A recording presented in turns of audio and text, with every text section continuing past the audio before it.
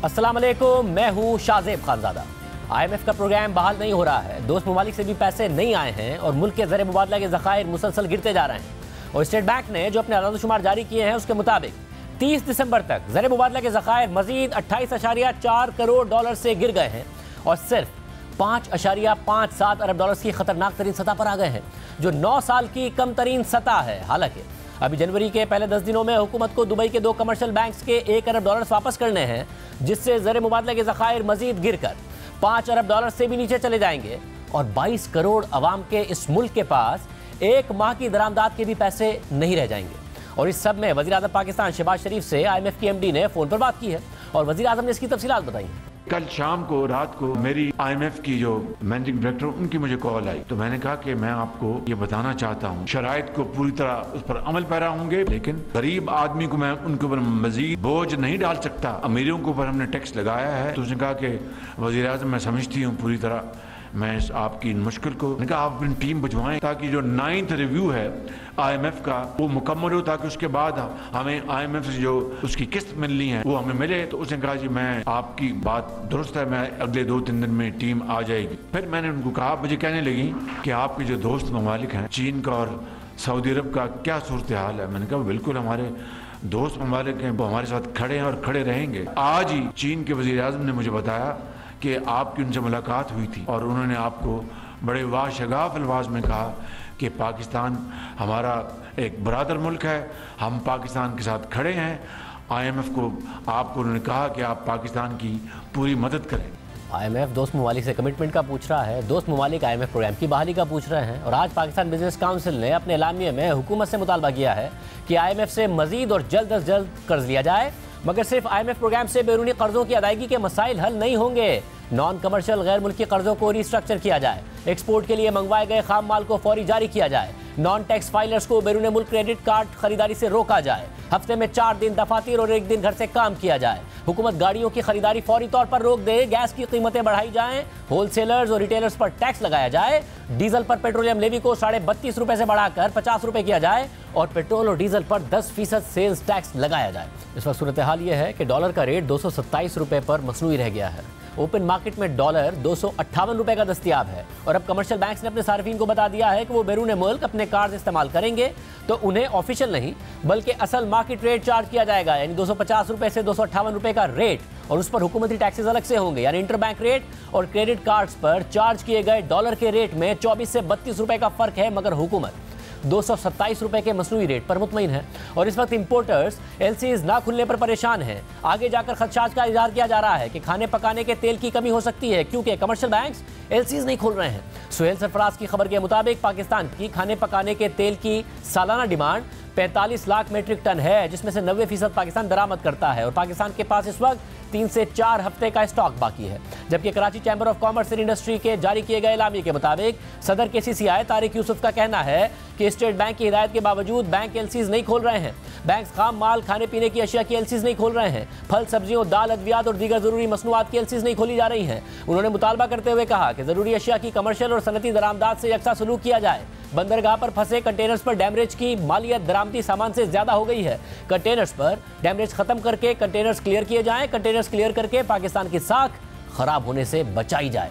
दूसरी तरफ हुकूमत को पहले 6 माह में FBR रेवेन्यू में टारगेट से 214 अरब रुपए की कमी का सामना है। और आज मेहताब हैदर की खबर के मुताबिक इस सब में हुकूमत ये सोच रही है कि कमर्शियल बैंक्स के मुनाफे पर 50 से 70% का टैक्स लगाया जाए, जैसे मगरबी ममालिक में तेल और गैस की कंपनीज पर लगाया गया, क्योंकि रूस यूक्रेन जंग के बाद तेल और गैस की कीमतें बढ़ने के बाद एनर्जी कंपनीज ने बहुत मुनाफा कमाया था और हुकूमत बैंक्स पर टैक्स बढ़ाकर 25 से 35 अरब रुपए हासिल करने का टारगेट कर रही है, क्योंकि यहाँ बैंक्स ने बहुत मुनाफा कमाया था।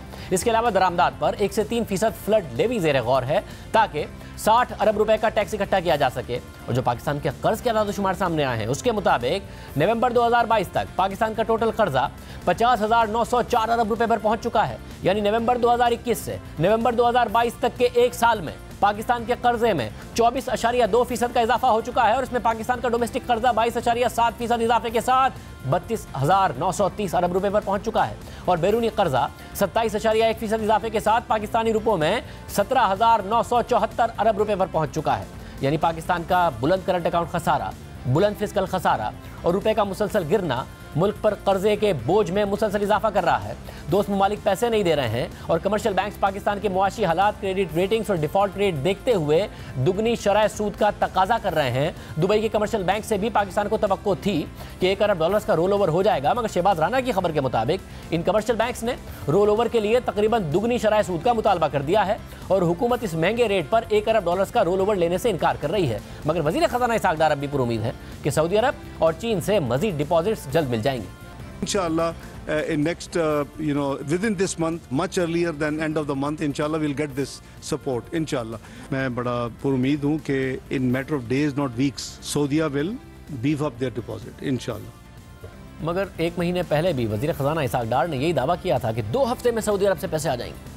एक चीज़ तय है कि हम $2.1 अरब की फॉरेन डायरेक्ट इन्वेस्टमेंट आएगी, वो तो 52% डाउन है। 4 महीने में $348 मिलियन आई है, वो नहीं आएगी। $3 अरब हमें बैनुल अक़वामी मार्केट से लेने थे, सुकूक के जरिए, बॉन्ड्स के जरिए। नज़र आ रहा है जो पाकिस्तान का क्रेडिट रिस्क है कि वो भी हमें नहीं मिल पाएंगे, तो हम शॉर्ट तो हैं, वो पैसे कहाँ से आएंगे? हम उसको रिप्लेस कर रहे हैं। हम किसी फ्रेंडली कंट्री से $3 अरब एक्स्ट्रा डिपॉजिट ले रहे हैं, हमारी बातचीत हो रही है और इंशाल्लाह मिलेंगे। It's a matter of 2 weeks. अच्छा, ये 2 हफ्ते के अंदर अंदर जो आप कह रहे हैं, ये जो आप 2 हफ्ते के अंदर अंदर कह रहे हैं, एक दोस्त मुल्क है जिससे $3 अरब पाकिस्तान को मिल जाएंगे, आपको उम्मीद है? जी जी जी इंशाल्लाह। और अब नए army chief general Asim Munir Saudi Arab और मुत्तहदा अरब अमारात के दौरे पर हैं। वज़ीर आज़म शहबाज शरीफ ने पहले मुत्तहदा अरब अमारात के सदर और फिर चीन के वज़ीर आज़म से बात की है, मगर अब तक कोई पेशरफ्त की खबर नहीं आई है। और अगर आ भी जाए तो भी दोस्त ममालिक से मिलने वाले पैसे आरजी रिलीफ तो दे सकते हैं, मगर मुस्तकिल हल नहीं हो सकते। मुआशी माहिरीन की राय है कि IMF की शराइत मानना और मुल्क की मईशत में रिफॉर्म्स करना पाकिस्तान ही के मफाद में है, क्योंकि रिफॉर्म्स नहीं होंगे तो दोस्त ममालिक से मिलने वाले पैसे भी ख़त्म हो जाएंगे और पाकिस्तान दोबारा वहीं खड़ा होगा जहां आज खड़ा है। पाकिस्तान को इस साल के लिए $31 अरब दरकार हैं, जिनमें से $6 अरब की वापस अदायगी कर दी है और $4 अरब रोल ओवर हो चुका है, मगर अब भी कर्ज की अदायगी और करंट अकाउंट खसारे से निपटने के लिए मजीद $21 अरब दरकार हैं। सिर्फ अगले 3 माह की बैरूनी कर्ज की अदायगियों के लिए $8.3 अरब दरकार हैं। अगले 3 साल में $75 अरब दरकार हैं और हमारी बरामदात और तरसीलात ज़र दोनों ही गिर रही हैं, यानी डॉलर्स हमारे पास नहीं है।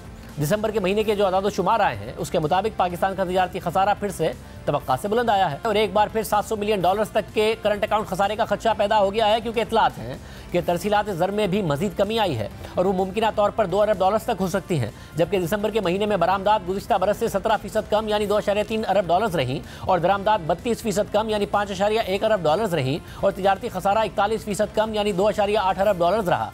तिजारती खसारे में कमी आई है, मगर सिर्फ $5.6 अरब के ज़रिए मुबादला के ज़खायर और IMF प्रोग्राम की अदम मौजूदगी इस तिजारती खसारे पर भी खतरे की घंटी बजा रहे हैं। एक तरफ 22 करोड़ आबादी के मुल्क पाकिस्तान को इस सूरत हाल का सामना है और वो दोस्त ममालिक की तरफ देख रहा है, मगर दूसरी तरफ 10 करोड़ से ज़ायद आबादी के अरब अफ्रीकी मुसलमान मुल्क मिस्र की मुआशी सूरत हाल भी संगीन बहरान का शिकार है।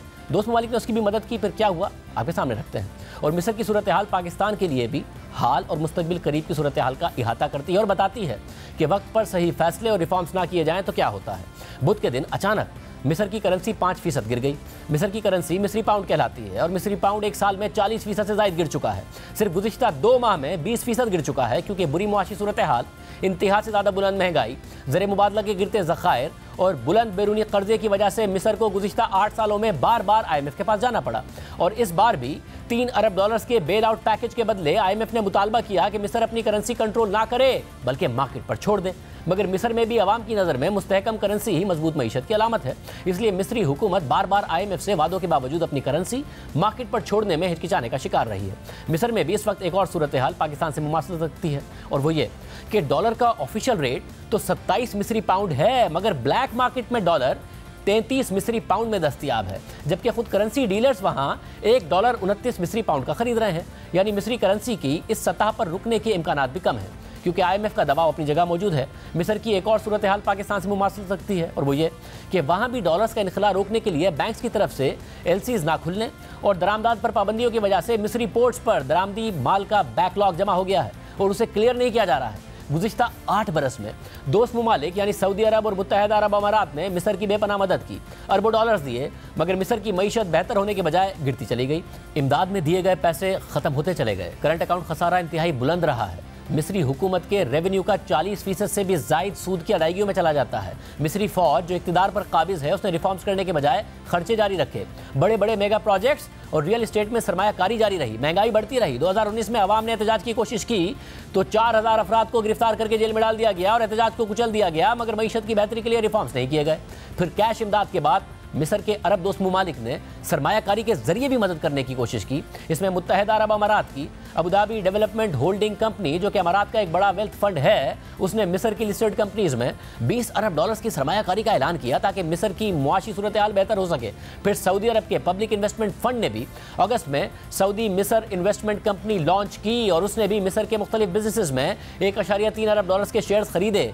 मगर ना तो सिर्फ इमदाद और बगैर मुआशी रिफॉर्म्स की किसी भी मुल्क की मईशत बेहतर हो सकती है और ना ही मिस्र की हो सकी। और मिस्र का बैरूनी कर्जा सिर्फ गुज़िश्ता 10 सालों में बढ़कर 3 गुना हो गया और 157 अरब डॉलर्स पर पहुंच गया। इसमें से 52 अरब डॉलर्स का कर्जा सिर्फ बैनुल-अक़वामी इदारों का है, जिसमें से 45% IMF का है। मिस्र के पास 33.5 अरब डॉलर्स के ज़रिए मुबादला के ज़खायर हैं, जिसमें से 28 अरब डॉलर्स की बैरूनी कर्जों की अदायगियाँ करनी है। रेटिंग एजेंसी मूडीज़ के मुताबिक मिस्र उन 5 ममालिक में शामिल है जिनके अपने बैरूनी कर्जे पर डिफ़ॉल्ट करने का इम्कान सबसे ज़्यादा है। मिस्र का बैरूनी कर्जा GDP का 35% है और इस सब में एक आम मिस्री शहरी की ज़िंदगी पिस कर रह गई है और महंगाई से उसकी कमर टूट गई है।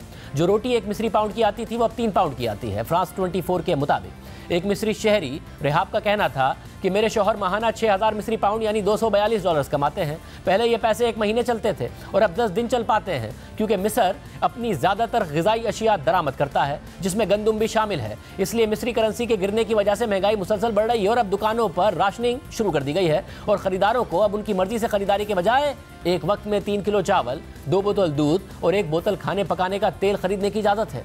2013 में जब मिस्र की फ़ौज दोबारा इक़्तिदार पर काबिज़ हुई तो सऊदी अरब ने भी भरपूर मदद की।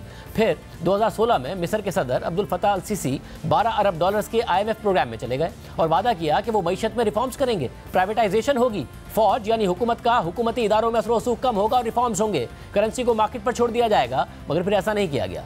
बार बार IMF और दोस्त ममालिक से कर्ज लिया गया।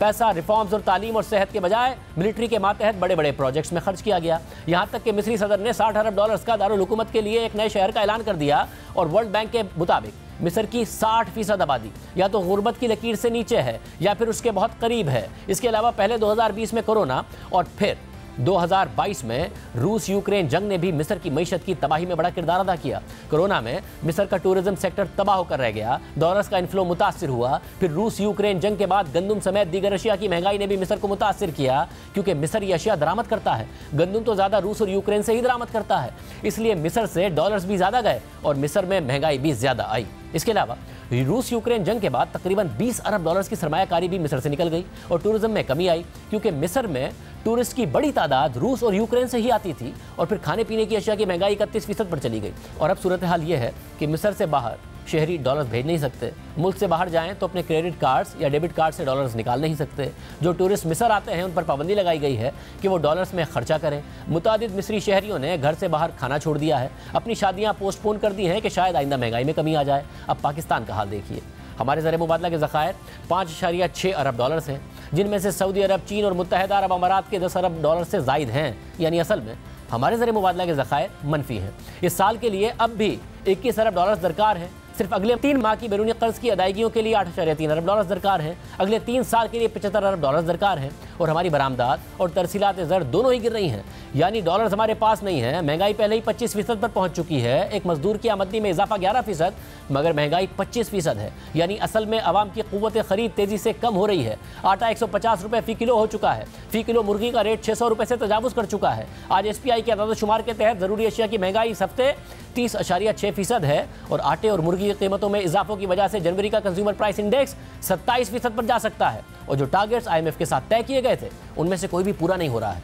मगर हमारा हाल यह है कि रिफॉर्म्स करने और IMF से किए गए वादे पूरे करने के बजाय हम फिर दोस्त ममालिक की तरफ इमदाद के लिए देख रहे हैं। ना अपनी माजी की गलतियों से सीखने के लिए तैयार हैं, ना मिस्र की गलतियों से सीखने के लिए तैयार हैं, जहां दोस्त ममालिक के अरबों डॉलर्स कुछ ना कर सके क्योंकि मुआशी रिफॉर्म्स नहीं किए गए थे। IMF से तय किए गए अहदाफ हुकूमत हासिल नहीं कर पा रही है। हुकूमत ने IMF से मुआहदे के वक्त यह कमिटमेंट दी थी कि सूबे 750 अरब रुपये का सरप्लस देंगे, मगर चारों सूबों ने पहली छमाही में 218 अरब रुपये का सरप्लस दिया है, जो पिछले साल से 21% कम है। और साबिक वज़ीर ख़जाना डॉक्टर हफीज पाशा के आर्टिकल के मुताबिक इस रफ्तार से सूबे 350 अरब रुपए से जायद का सरप्लस नहीं दे पाएंगे और IMF से मुआहदे और बजट में दिए गए 750 अरब रुपए के टारगेट के मुकाबले में 400 अरब रुपए का शॉर्टफॉल मुतवक्के है। जबकि जुलाई से अक्टूबर के 4 माह में सूद की इजाफी अदायगियों की वजह से हुकूमत के टोटल अखराजात में 26% का इजाफा देखा गया है और वो गुज़िश्ता बरस के 2171 अरब रुपए से बढ़कर 2737 अरब रुपए पर पहुंच गया है। हुकूमत ने IMF से सर्कुलर डेट कम करने के लिए जिस प्लान पर इत्तफाक किया उसमें भी 500 अरब रुपए का शॉर्टफॉल है। बिजली और गैस का सर्कुलर डेट मिलाकर 4000 अरब रुपए को तजावुज़ कर चुका है। जबकि शहबाज राना की खबर के मुताबिक वफाकी हुकूमत के इस माली साल के 5 माह में 2200 अरब रुपए के अखराजात सिर्फ दिफा और सूद की अदायगियों में हुए, जबकि सूबों के शेयर की अदायगी के बाद वफाकी हुकूमत की आमदनी महज 2040 अरब रुपए थी। यानी वफाकी हुकूमत की टोटल आमदनी से ज़्यादा तो सिर्फ 2 हेड्स में खर्चे हो गए हैं, क्योंकि वफाकी हुकूमत का कर्ज 50,000 अरब रुपए पर पहुंच चुका है और सूद की अदायगियों में 83% का इजाफा हो चुका है और 5 माह में 1700 अरब रुपए सिर्फ सूद की अदायगियों में अदा किए गए, जो पिछले साल से 763 अरब रुपए ज़्यादा है। जबकि मिलिट्री की पेंशन और डेवलपमेंट प्रोग्राम के अलावा अखराजात 517 अरब रुपए रहे, जो गुज़िश्ता बरस से 28% ज़्यादा है। जबकि तरक्याती कामों पर सिर्फ 119 अरब रुपए खर्च हुए, जो गुज़िश्ता बरस से 53% कम है। ये 22 करोड़ के उस मुल्क का हाल है जो 75 साल में 22 IMF प्रोग्राम्स लेने के बावजूद अपनी सिमत दुरुस्त करने के लिए तैयार नहीं है। हमारे साथ माहिर मईशत अकबर ज़ैदी साहब मौजूद हैं। साहब बहुत शुक्रिया। ज़ैदी साहब, ज़ाहिर है IMF प्रोग्राम की बहाली के हवाले से तो वज़ीर आज़म कह रहे हैं, मगर अब माहिरीन मईशत की राय है कि सिर्फ IMF प्रोग्राम से काम चलेगा नहीं, पाकिस्तान को कर्जे रिस्ट्रक्चर करने होंगे, सिमत दुरुस्त करनी होगी। मुझे लगता है कि IMF का तो ये प्रोग्राम हो जाएगा, इसमें कोई शक नहीं है। और आज शायद शहबाज शरीफ साहब ने कहा है कि अगले 2-3 दिन में शायद IMF से बातचीत हो जाएगी, तो अगर है ये तो उससे थोड़ा सा बहुत इनको सहारा मिलेगा। लेकिन ये इनके पास सिर्फ दो तरीके हैं इसहाक डार के पास मईशत बेहतर करने के, जो वो कर रहे हैं, जो उनके पास जो है, वैसे तो बहुत सारे लेकिन उनके पास दो हैं। एक तो ये कि भीख मांगना, अब वो कह रहे हैं कि सऊदी अरब से $3 अरब आ जाएंगे और $1.5 अरब कहीं और से आ जाएंगे। और दूसरा उनका सारा जो इन्हिसार है उनकी हिकमत अमली, वो ये है कि दुनिया में तेल की कीमत कम हो जाए। अब वो $70 या $75 हो गई थी तो फिर पाकिस्तान को फ़ायदा होगा, लेकिन अपने तौर पर उन्होंने कोई हिकमत अमली नहीं बनाई है। तो वाकई ये बात सही है, ये खैरी खासी परेशान कुन है कि अगर IMF से पैसे आ भी जाते हैं तो क्या होगा। मुझे तो लगता है थोड़ा सा इस्तेहकाम मिल जाएगा और हो सकता है, क्योंकि ये आपको याद है कि मिफ्ता इस्माइल जिस दिन बने थे उस दिन से ये कह रहे थे कि जब IMF से पैसे आ जाएंगे तो फिर यकीन से कहा जा सकता है 2-3 और ममालिक से आ जाए। मुमकिन है कि वो बात हो गई हो, ये चंद हफ्तों में पता चल जाएगा। लेकिन ये बात सही है कि सूरत हाल बहुत संगीन है और मज़ीद संगीन होती जा रही है। जैसे आपको भी पता है, फैक्ट्रियां बंद हो रही हैं, इंडस्ट्री बंद हो रही है, ट्रैक्टर्स बंद हो रहे हैं, गाड़ियों की चाहिए, टेक्सटाइल वाले सब बंद करें, तो ये आहिस्ता आहिस्ता हम पाकिस्तान बंद करने की तरफ जा रहे हैं। सब और क्या IMF का प्रोग्राम मिल भी जाए, अब 22 तो ले चुके हैं प्रोग्राम, इस सूरत हाल इस तरह चल सकता है पाकिस्तान?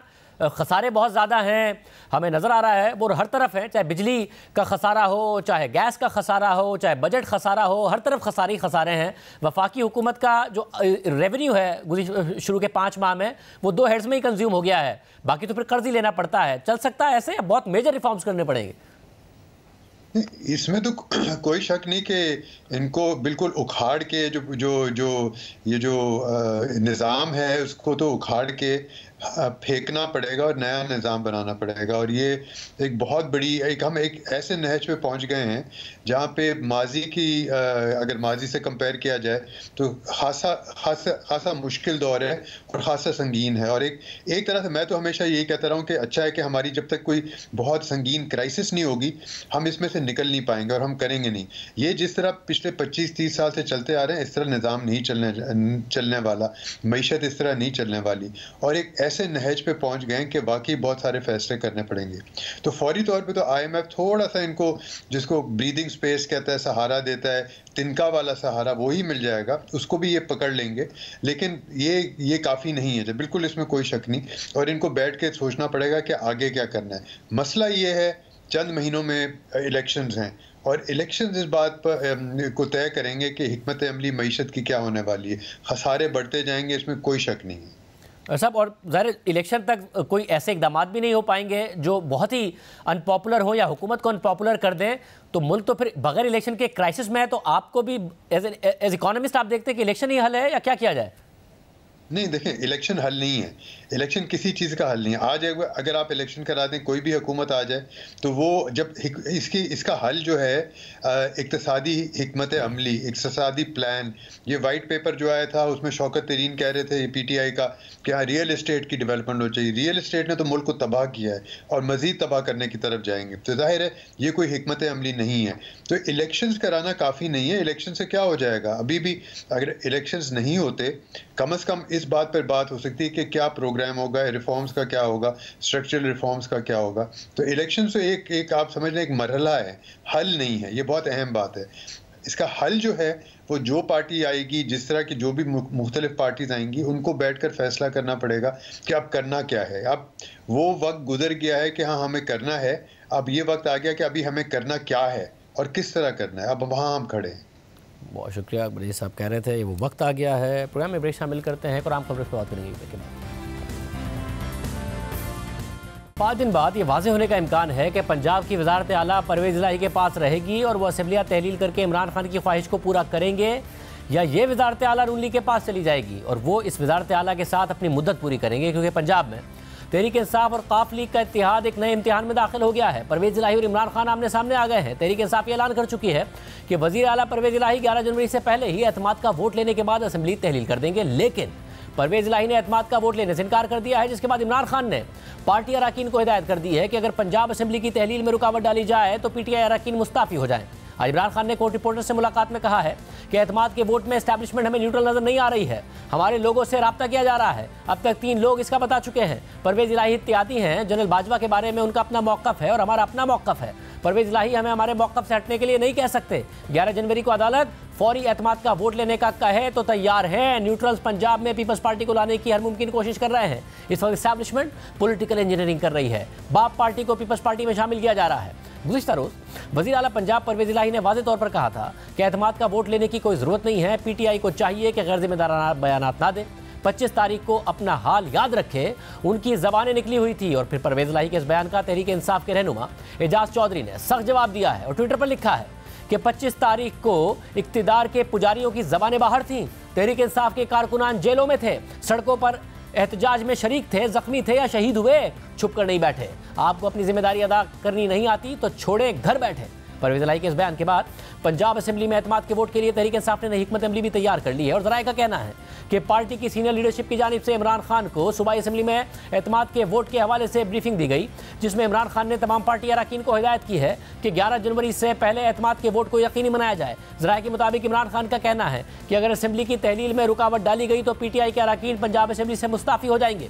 अवामी मुस्लिम लीग के सरबराह और इमरान खान के करीबी साथी शेख रशीद ने भी आज कहा है कि इमरान खान ने मुझे कहा है कि अगर असेंबलियाँ तहलील ना हुई तो इन असेंबलियों से अपने अरकान को वापस बुला लें। उन्होंने मुझे कहा ऐसी असेंबली में नहीं बैठेंगे जहां चोर, डाकू और लुटेरे बैठे हैं। इस असेंबली को तहलील करेंगे।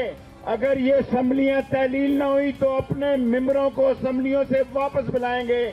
इसके अलावा एक्सप्रेस ट्रिब्यून में अस्ताद मलिक की खबर के मुताबिक तहरीक इंसाफ ने परवेज़ इलाही को आगाह कर दिया है कि अगर तहलील का मामला इल्तवा का शिकार हुआ तो वो सूबाई हुकूमत और असेंबली दोनों को छोड़ देगी। PTI के एक सीनियर रहनुमा ने भी तस्दीक की है कि हुकूमत छोड़ने के बारे में वज़ीर आला पंजाब को पैगाम पहुंचा दिया गया है और पंजाब असेंबली में अब ये मामला PTI और PDM के दरमियान नहीं बल्कि PTI और काफ लीग के दरमियान है। ताहम खबर के मुताबिक पंजाब असेंबली में वज़ीर आला को एतमाद का वोट लेने के लिए मतलूबा तादाद मैसर नहीं है और खुद परवेज़ इलाही भी नंबर मुकम्मल करने की कोई कोशिश नहीं कर रहे हैं। खबर के मुताबिक PTI ज़राए का कहना है कि परवेज़ इलाही असेंबली तहलील करके ताकतवर हलकों को नाराज नहीं करना चाहते और उन्होंने PTI से कहा है कि मुस्तकबिल करीब में इंतखाबात नहीं होंगे, इसलिए तहरीक इंसाफ को फौरी तौर पर असेंबली तहलील नहीं करनी चाहिए और ताकतवर हलकों के साथ खुशगवार ताल्लुकात बहाल करने की कोशिश करनी चाहिए, जैसा कि 2018 के आम इंतखाबात से पहले थे। खबर के मुताबिक PTI के MPs भी करोड़ों रुपए के तरक्याती फंड वसूल कर रहे हैं, इसलिए वो पंजाब हुकूमत का तसलसल चाहते हैं और पंजाब असेंबली की तहलील में ताखीर के पेश नज़र PTI ने अपने MNAs के इस्तीफों की मंजूरी के लिए सुप्रीम कोर्ट से रुजू करने का फैसला भी मौखर कर दिया है। ये ये PTI और काफली के दरमियान हो रहा है। इस सब में नून लीग क्या करेगी? हमारे साथ वज़ीर आज़म के मामले खुसूसी अता तारड़ मौजूद हैं। अता साहब बहुत शुक्रिया हमें शो में ज्वाइन करने के लिए। अता साहब, PTI और काफली तो आमने सामने हैं, मगर नजर आ रहा है कि PTI किसी सूरत तहलील चाहती है, नहीं तहलील हुई तो मुस्ताफ़ी हो जाएंगे, हुकूमत छोड़ देंगे। तो आप लोगों को कैसे इस्तेहकाम मिलेगा? आप लोग क्या सोच रहे हैं? बहुत शुक्रिया खानदादा साहब। देखिए, पंजाब की असेंबली और नेशनल असेंबली में बहुत फ़र्क है। नेशनल असेंबली के अंदर इमरान खान साहब ने जो कहा मनवन उसको तस्लीम किया गया और उनके मेंबरान जो हैं वो इस्तीफ़ा देकर बाहर आ गए। पंजाब के अंदर एक बहुत वीक कोalition गवर्नमेंट है और जब जनरल इलेक्शंस हुए थे तो मुस्लिम लीग नून सिंगल लार्जेस्ट पार्टी थी। आज़ाद अराकीन को जिस तरह वो जहाज़ों में गए और जाके उन्होंने PTI ज्वाइन की, वो सबके सामने है। तो किसी की भी लॉयल्टी इमरान खान साहब के साथ नहीं है। वो इस सिस्टम का तसलसल चाहते हैं, असेंबलियों को तहलील से रोकना चाहते हैं और वो चाहते हैं कि जो MPA का एक टैग उनके साथ लगा है वो लगा रहे। तो ये बड़ी दिलचस्प सूरत हाल होगी कि जब इमरान खान साहब इस्तीफों का ऐलान करेंगे, मेजॉरिटी PTI मेंबर्स वो इस्तीफे नहीं देंगे। बहुत बड़े ग्रुप्स का हमारे साथ भी राब्ता है और हमारी स्ट्रेटजी 2 pronged है। नंबर 1 ये कि वजीर आला को हर हाल में एतमाद का वोट लेना है। आइन का आर्टिकल 130 सब आर्टिकल 7 ये कहता है कि गवर्नर जो है उसका ये इस्तेहकाक है कि वो एतमाद के वोट का कहे जब उसको लगे कि वजीर आला को अराकीन की अक्सरियत की हिमायत हासिल नहीं है। अब देखिए, जब 2 फीमेल MPAs ने पिछले ही 2-3 दिनों में कह दिया कि हम परवेज इलाही को एतमाद का वोट नहीं देंगे, मेजॉरिटी वैसे ही बड़ी थिन है, तो परवेज इलाही साहब के पास नंबर्स मौजूद नहीं हैं। जितना हम उनको जानते हैं और जितना मेरा खानदान उनको जानते हैं, हमारे 40 साल के मरासिम हैं। परवेज इलाही साहब के पास अगर नंबर होते तो वो कल की बजाय आज रात को 12 बजे ही एतमाद का वोट ले चुके होते।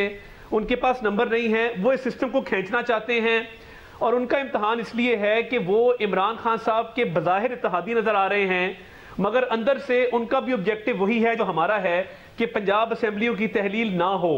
ऐसा मगर देखिए, परवेज इलाही साहब तो अपना ये जो ऑब्जेक्टिव है वो मुतादी दफ़ा बता चुके हैं कि वो चाहते हैं कि कंटिन्यू करें असेंबलियां और जो काम है वो होते रहें। अब मसला ये है कि अगर वो एतमाद का वोट नहीं ले पाते, जो कि आपका एतमाद है कि वो नहीं ले पाएंगे, तो उसके बाद दोबारा इलेक्शन होगा, रन ऑफ में चला जाएगा। तो उस सूरत में भी आप सब मिला के 180 हैं, PTI के पास 180 हैं, फिर काफ लीग के कुछ मेंबर्स उनके पास मौजूद हैं, रन ऑफ में भी वही तो CM बनेंगे। आप लोग कैसे बनेंगे? असेंबलियां तहलील कर देंगे? ये देखिए, सबसे पहली बात ये है कि जब रन ऑफ इलेक्शन आएगा उस दौरान परवेज इलाही वजीर आला तो नहीं होंगे, वो एक दफ़ा डी नोटिफाई हो चुके होंगे और अदालती कार्रवाई के तहत उनको एतमाद का वोट कभी ना कभी लेना होगा। बिकॉज आइन में ये बात दर्ज है, तय है कि एतमाद का वोट देर सवेर, कल, परसों, चौथ कभी तो लेना है। जब आप वजारत आला के मनसब पर ना रहें तो उसके बाद काफ लीग के भी 10 वोट हैं, उनकी मेजॉरिटी भी चौधरी शुजात के कहने पर दाएं या बाएं जा सकती है। परवेज इलाही साहब जो हैं वो दिन ब दिन वो अपनी सपोर्ट लूज करते जा रहे हैं, वो कमज़ोर होते जा रहे हैं और हमारा जिन मेंबरान के साथ राब्ता है, वो काफ लीग हो, वो PTI हो, इस असेंबली के तसलसल के लिए, इस सिस्टम को आगे चलाने के लिए वो ये चाहते हैं कि कोई भी रन ऑफ इलेक्शन में आ जाए, मगर परवेज इलाही साहब अब काबिल कबूल नहीं होंगे। मगर इसमें मसला ये तारड़ साहब के जो काफ लीग के लोग हैं वो आज भी MPS चौधरी शुजात साहब के साथ नहीं खड़े। जब इजलास बुलाते हैं काफ लीग में परवेज इलाही साहब तो उनके साथ खड़े होते हैं। जो आप कह रहे हैं जहाज भर भर के लोग गए थे जहांगीर तरीन साहब के जहाज में, वो लोग भी नहीं नजर आ रहे हैं कि वो खुल के कहे कि नहीं जी हम तो तहरीक इंसाफ के खिलाफ हैं। और ज़ाहिर तहरीक इंसाफ का एतमाद है कि उन्हें नजर आ रहा है कि इमरान खान पॉपुलर हैं, इसलिए उन्हें आइंदा के लिए टिकट चाहिए। तो कहाँ हैं सारे के सारे लोग? देखिए, पहली बात तो यह है कि इस दफ़ा हमने अपने कार्ड्स बिल्कुल अपने चेस्ट के साथ क्लोज रखे हैं, हमने अपने पत्ते शो नहीं किए और मैं वो स्ट्रैटेजी वक्त आने पे ज़रूर मंजर आम पर लाऊंगा।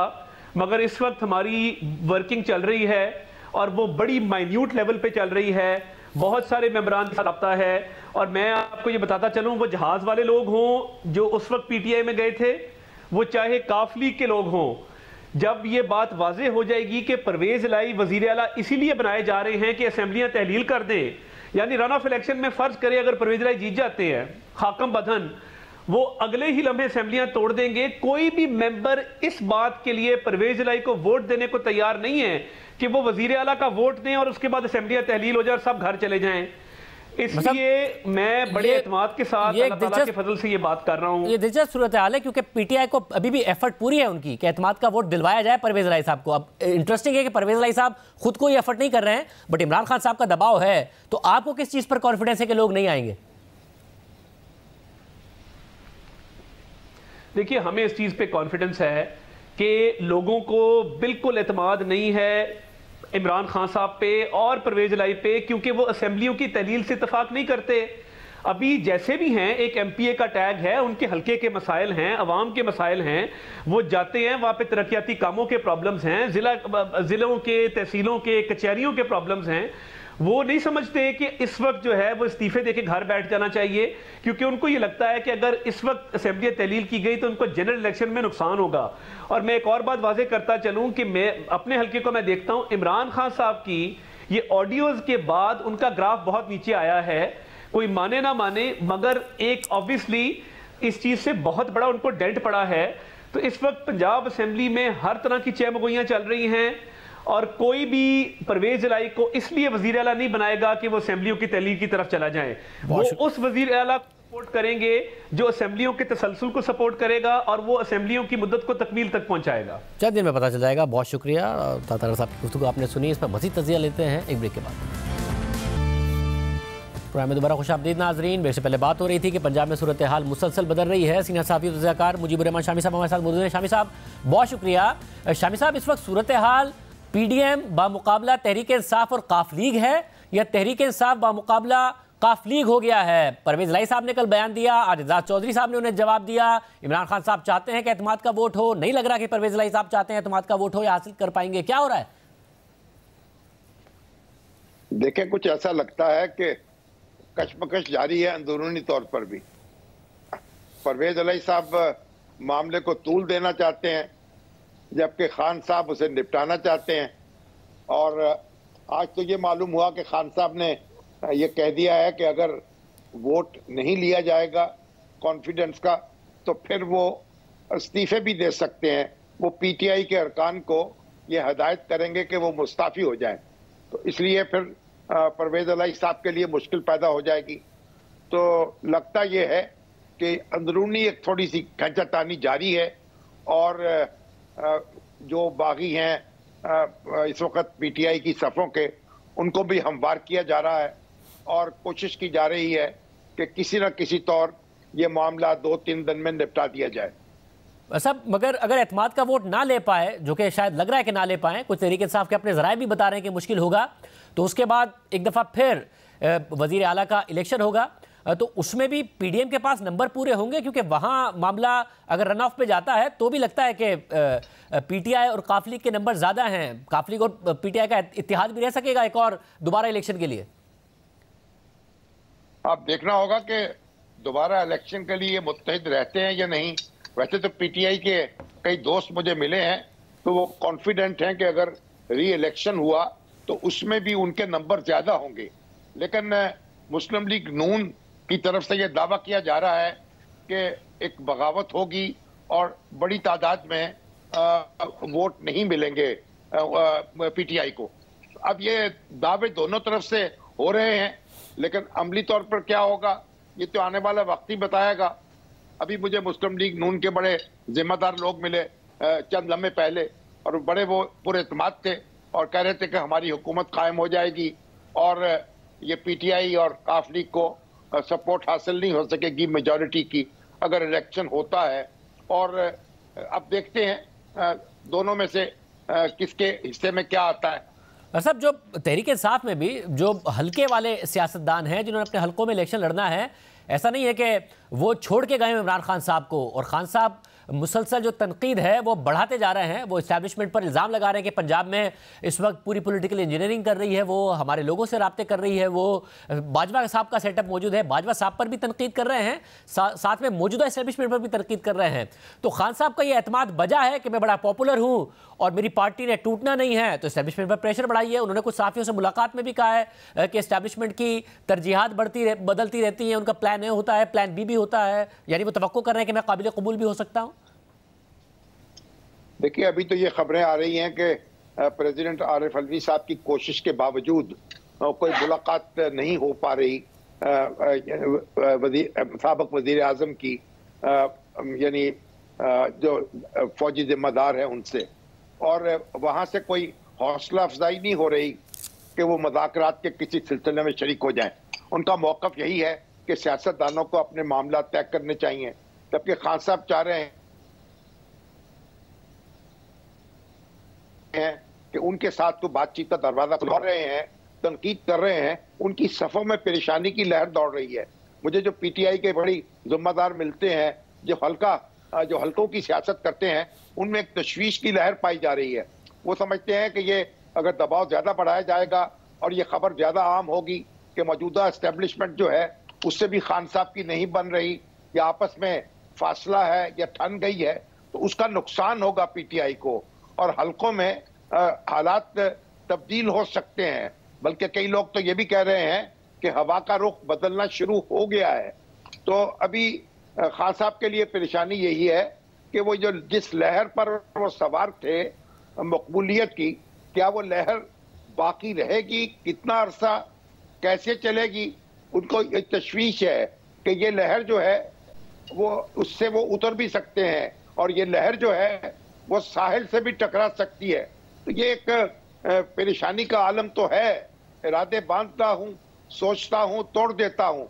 तो जितना दबाव वो बढ़ा रहे हैं, मेरा ख्याल उतना दबाव कम हो रहा है, क्योंकि जो मौजूदा एस्टेब्लिशमेंट है वो भी टस से मस नहीं होने की, वो अपने रास्ते पे डटी हुई है और उसका कहना यह है कि हम इस सियासत में शरीक नहीं होंगे और इसमें हरीफ नहीं बनेंगे और इनको चाहिए कि आपस में बैठें।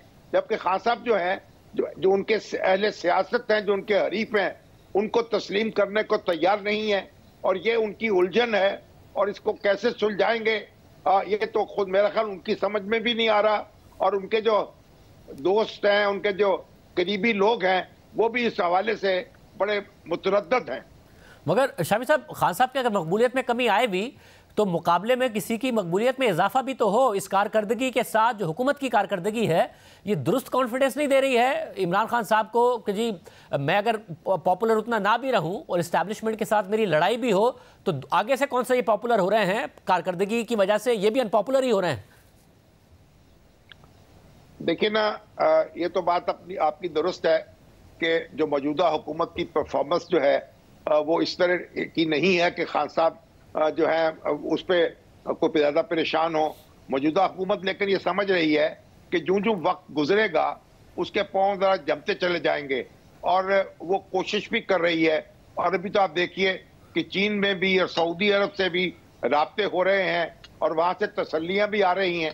तो और वज़ीर आज़म जो हैं उन्होंने आज ये भी कहा है कि IMF के साथ भी मामला ठीक हो जाएंगे और वो गरीबों पर नहीं अमीरों पर बोझ डालेंगे, अमीरों पर टैक्स लगाएंगे। तो हुकूमत अपनी सी कोशिश तो कर रही है, लेकिन अगर ये बात फैलेगी और ये मालूम होगा कि जो मुख्तदर कुव्वतें हैं उनसे खान साहब जो हैं बहुत फासले पे चले गए हैं और उनके दरमियान एक बड़ी खलीज हायल हो गई है जिसे अबूर नहीं किया जा रहा, तो उसका एक नुकसान होगा। और जो हल्का जाती सियासत करने वाले हैं उनसे तो मेरी जो बात हुई है वो तो परेशान है और इस तरह उनको घेरे हुए हैं और वो नहीं चाहते कि ये सूरत हाल इस तरह आगे बढ़े। वो चाहते हैं कि खान साहब जो है थोड़ा सा ठहरें और हवा में तीर चलाने की बजाय अपने सही निशाना रखें और वहीं तीर चलाएं। इस तरह उनका तर्कश खाली हो जाएगा और निशाना भी कहीं नहीं लगेगा। बहुत शुक्रिया शामी साहब की गुफ्तगू आपने सुनी। आज के प्रोग्राम में इतना ही। इजाज़त दीजिए। अल्लाह हाफ़िज़।